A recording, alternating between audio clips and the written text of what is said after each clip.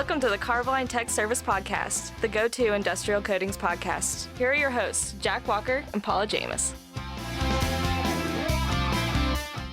Be sure to hit like, subscribe, and set your notifications to on so you never miss any important YouTube content from Carboline. Welcome to another edition of the Carboline Tech Service Podcast. I'm Jack Walker. With me, as always, is the Director of Technical Service, Paul. Wait for it. Atzemis. There we go. We finally came up with a way to say it. All right. So what we want to do, we're going to go to an interview here at some point with Doug Sinitiere. We're going to talk about oil and gas upstream. But Paul, you have a little story about travel and the Carboline Tech Service Podcast. That's right. Yeah. So, I mean, one of these things is now, by the time this airs, it's been several weeks. This moving to only having releases twice a month has kind of pushed things off, and we're actually working ahead of schedule on some things now. So a couple of weeks ago, my daughter went on her spring break to go see her grandparents. Everybody's gotten their vaccine shots. Everybody's up to date, and she hasn't seen her grandparents in about a year. She wanted to go see them for spring break. On her way home from that trip, she's flying by herself, coming back, and she's sitting on a plane next to a guy, and must have been about the time they landed because she texted me, and she asked me, I don't know if I even want to call the guy out and say what paint company he was with, but he was with a different paint company, not Carboline. One of the bigger ones. Right. And one that's kind of stationed out up in the Northeast, not in Ohio. So she's sitting next to him on the plane, and she notices his shirt with these three initials on it. And she texts me. She's like, Dad, is this a paint company? And I was like, yes, it is. She's like, okay. Doesn't say anything else. A little while later, I get a huge text message from her, and then she ends up calling me and says she was sitting next to this guy, and on the way off the plane, she started talking with him a little bit.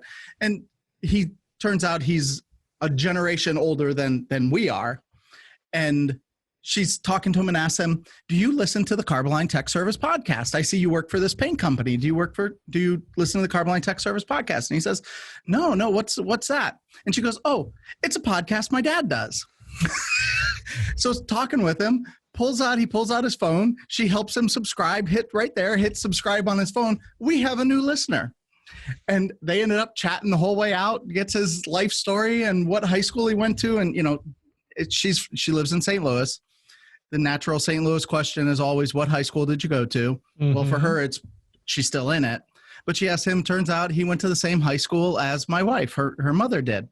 So they ended up striking up a nice little conversation as they were walking off the plane. So I want to welcome our new listener. And by all means, if you have anything you want to ask, shoot us an email. My daughter. he can join the legions of reps from that company that harass us at the yearly conventions. Yep. One member which goes around going, podcast every time he sees us. So yeah. With that, we'll quit talking about other companies' antics, and we'll go to our interview with Doug Sinitiere, our oil and gas market manager. Here you go. All right, we're joined this week again by our oil and gas market manager, Doug Sinitiere. Hey, Doug, how's it going? Going well. How are you guys? Well, doing good. Doing good. So we were doing a series with Doug, and we started with upstream, and we want to move to midstream and downstream. But basically, for every sector of the oil and gas space, we are going to do 2 episodes. We're going to do the first that's an introductory to what that part is, and then we're going to talk a little bit about coatings used within those individual sectors. So last time Doug was on, we talked about oil and gas upstream. Doug, do you want to give us a quick review of what that is and what that means? Yeah, you bet.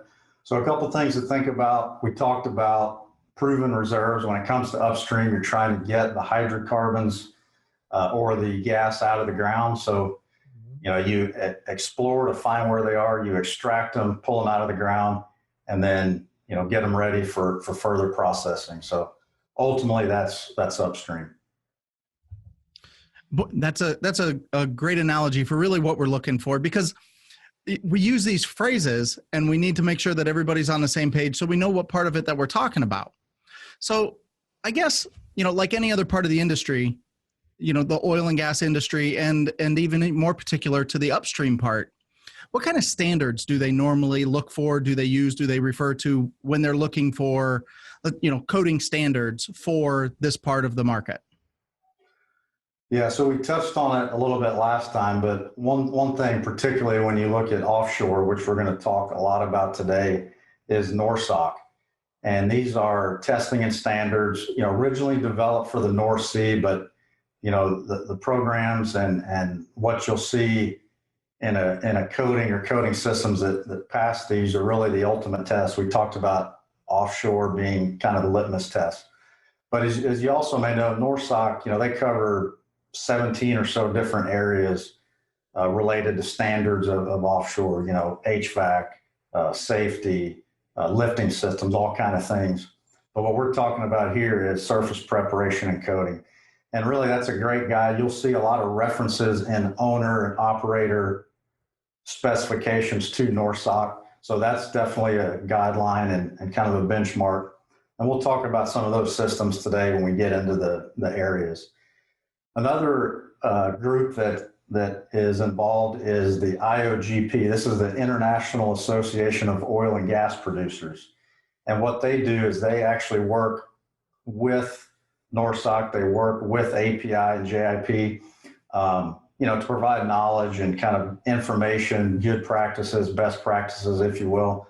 One thing that you'll consider with these folks is if you look at offshore and the world, not only related to coatings, but even outside of that, you've got a lot of complexity. There's things that happen all over the world, really. So this standard really addresses some procurement issues as well to say, hey, we've done this in this part of the world, this part of that country. How can we kind of normalize that or bring it into something pretty consistent? So speaking of normalizing, I know I can see the gears turning in the back of Jack's head. I know the OCD is breaking in his brain that it's the IOGP and they left out the A for the association in their initials. I know. No, I actually hadn't caught that one, but there are other times where I'm like, why do we not use all the letters? But, yeah. Well, sorry, Jack. Maybe you can write him and get a little explanation there. That's right. We'll get them on the committee and have them help change their name. Probably costs, an extra, 25 cents for every letter on another shirt or something, so. Yeah. So also in addition to that, when you consider fireproofing, you've got Lloyd's, DNV, and ABS. They'll provide certifications for fireproofing systems. That's kind of a benchmark for, looking at hydrocarbon and jet fire systems. So there's others, but if you look at the upstream offshore area, those are predominantly what governs. When you look at the onshore part, there's not as much complexity. So really depends on where you are in the world. Sometimes they'll adopt different other standards that are related to more of the downstream sector. For sure. So then, Doug, when you look at upstream, what are some of the key areas and some of the coating systems that are used in those key areas? So I'll get into those, but I did want to bring up a couple key points relating to that. And these are, before you even select these coating systems that have been tested, there's a technical piece like we just discussed. There's a real practical piece too. I've talked to some construction managers and folks that have worked on big offshore projects, for example, as well as some operators. And one thing you have to consider with these systems is, you're looking at these big construction yards, sometimes module yards, the shipyards that you're building a lot of the big heavy equipment and maybe even fabricating pipes and vessels. You've got to have systems that are, especially your multi-coat systems that are rapid cure that you can, have excellent productivity with. And one thing that you'll see with the standards too, they address surface preparation. And, anytime you prepare a test specimen, it's going to be perfect prep. It's going to be ideal. but you really have to make sure that that is covered over and that is managed and quality controlled when you're in these yards or off sites building these structures with these coating systems, because these systems have to last. You know, we talked about some of the places where you'll see the offshore work and it's all over the place. So something to keep in mind there. And then again, I mentioned it earlier, but the complexity and, you know, you got multiple systems, multiple locations that these are, you know, these structures are being built. So you got to really think about a practical component too. But to your question, let's talk first about fireproofing. You know, what's fireproofed in the upstream offshore world. There's a couple key areas we'll talk about. So decks and bulkheads or firewalls, these are fireproof to prevent the passage of heat and smoke, as well as to provide insulation and personnel protection. You've got structural steel that's fireproof. This is to prevent structural collapse, just like the vessels and pipe supports are fireproofed as well. You've got vessels that are fireproof. This is to prevent inventory temps from rising and escalating and to prevent a BLEVE, which is a big explosion. And then you've got ESD valves and actuators. Those are fireproof to ensure containment and prevent escalation. So when it comes to the actual systems, in general, you see epoxy intumescent systems.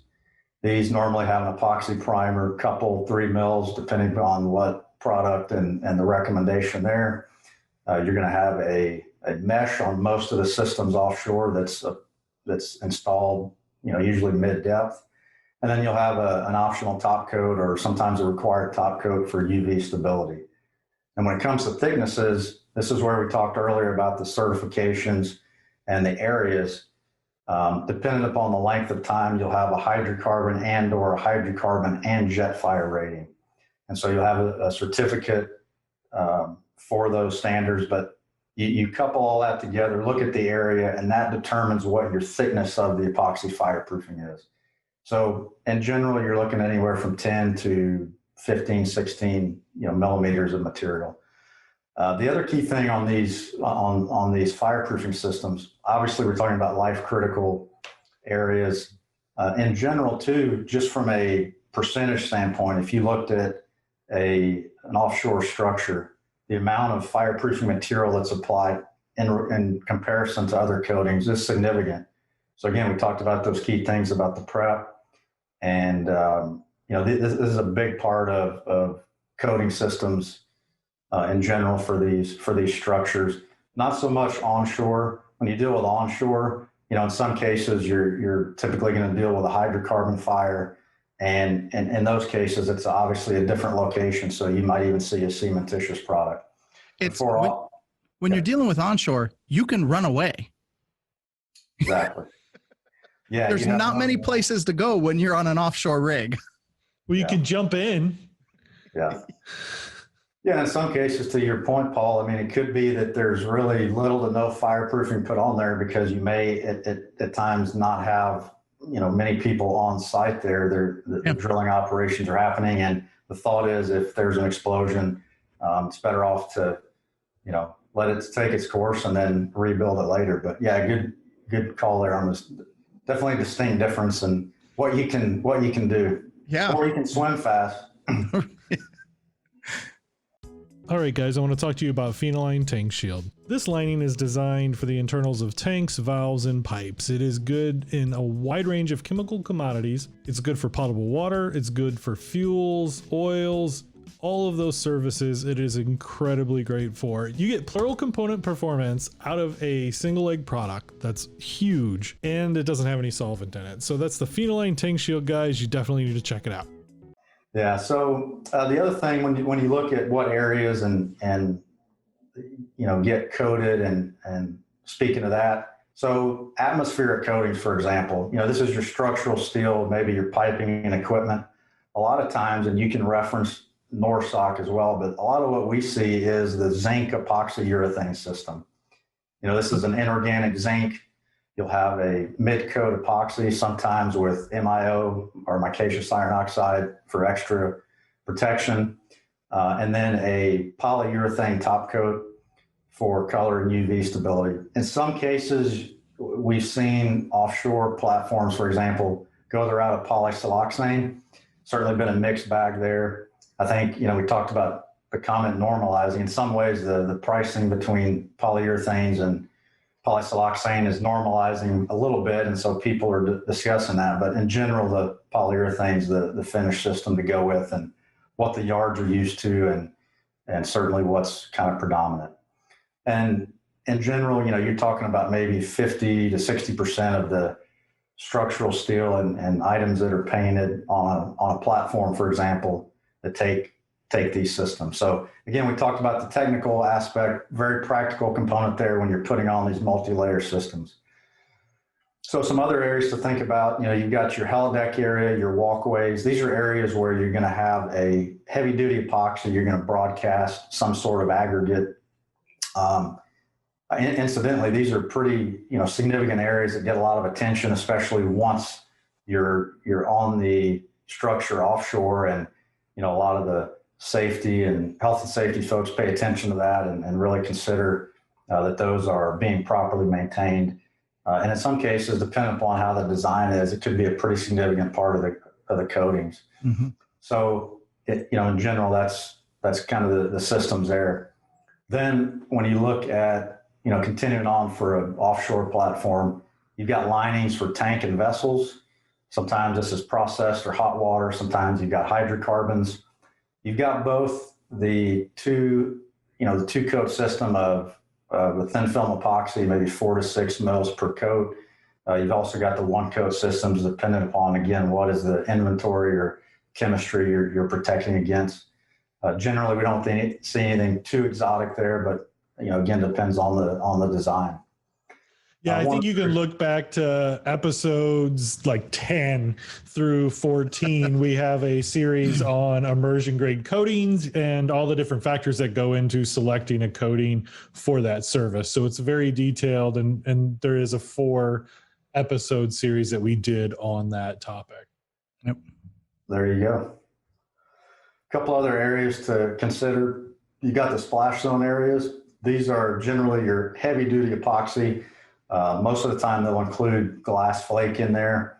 And in some cases, especially when you consider a maintenance scenario, you want to have a coating that when the tide or water's down and you're trying to make repair, it can still cure while there's moisture prevalent. So really a key area. I mean, just consider a leg or something supporting these structures. You've got all kind of vessels, boats, things coming in to dock right there as they load and unload. So you're going to need a lot of abrasion resistance. And who else knows what's floating in the water there that'll ram into it. So certainly a key area there. And, in this case, you're talking about pretty thick coating systems, maybe 15 up to 30 mils of coating, usually in 2 coats. So depending upon what's there. And then, you have your typical insulated piping and equipment, nothing super exotic here. Generally your epoxy phenolic systems, 4 to 6 mils per coat on this. What you do want to consider with this system, a lot of the guidance that you'll see with some manufacturers is you really have to watch your film thickness here. There's a tendency with some systems they get too many mils with those products that they can lead to cracking. So you really want to pay attention in those areas that get insulated. And then the last part I'll cover is the subsea areas. So you've got a lot of different elements here, but you have epoxy coating systems. Usually this is 2 or 3 coats of epoxy systems with glass flake in some cases for different parts and components. And then you have insulated products. And really what you consider there is in general, the deeper you drill, the deeper you go, you're getting these hotter hydrocarbons out of the ground. The deeper you go, you've got colder seawater.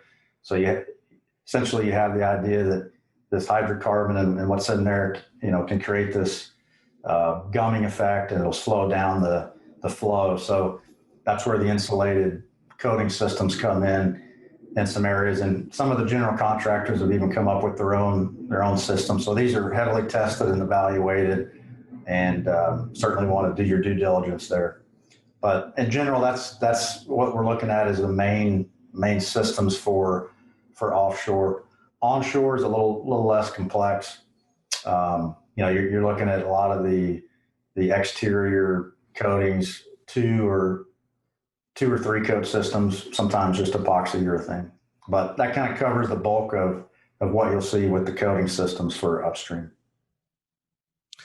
Well, that's a great summary there, Doug. And one of the things that you brought up that really does carry over, we use a lot of the NORSOC system testing and the ABS and the ISO certifications that are in there.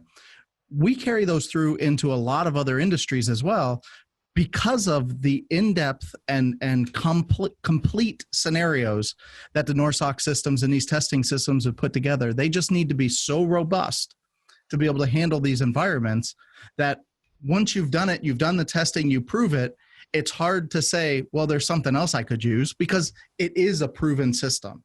The requirements are so high that once you're complete, it's a great system and one that a lot of other parts of the industry tend to move towards as well. Yeah, that's a great point. And like we talked about, I think the offshore market is certainly in a lot of ways the litmus test, because it's the most extreme environment and conditions you can have. And even though, a lot of these standards and testing have been around a long time, you still see a lot of work and development and committees looking to make it even better. So it's obviously offshore drilling and onshore drilling will be around for a long time. So a lot of times worthwhile spent looking at technology and ways to improve it, especially from the coating perspective. Yeah. And when you think about it, was, NORSOC fundamentally got its start, North Sea offshore kind of, you're looking at cold water environments, but it has been completely adopted into Mediterranean climates. The Gulf of Mexico uses NORSOC standards for almost everything they do. That shows just how complete and thoughtful the systems have been as they were put together. Yeah, good point. Yeah, I guess the difference is when you're first and you're right, everybody just adapts what you're doing as opposed to trying to better it. So thanks a lot, Doug, for coming on this week and giving us an overview of systems and different coatings that are used in oil and gas upstream. Thanks for having me, and I'm happy to report that since our last time that we met, I've had sustained power and electricity. So, so we can't even make fun of you for that. The world is righted. All right. When are you getting us some epoxy resin? Not touching that one. All right. Well, for Doug and Paul, I'm Jack, and we'll see you guys next week. Take care.